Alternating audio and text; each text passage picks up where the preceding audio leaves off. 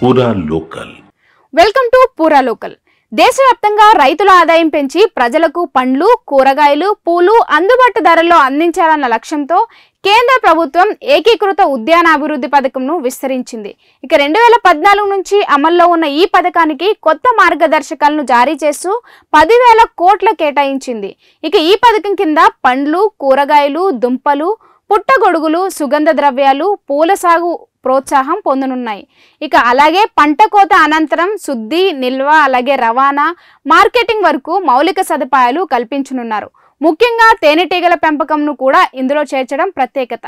ఇది రైతులకు అదనపు ఆదాయం ఇవ్వడంతో పాటు పంటల దిగుబడి పెంచుతుంది.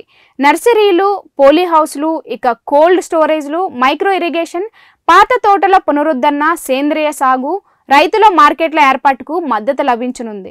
దీంతో రైతుల ఆదాయం పెరిగి వినియోగదారులకు నాణ్యమైన ఉత్పత్తులు అందే అవకాశం ఉందని నిపుణులు విశ్లేషిస్తున్నారు. ఇవి ఇప్పటి వరకు అప్డేట్స్. మరిన్ని అప్డేట్స్ కోసం చూస్తూనే ఉండండి పూరా లోకల్.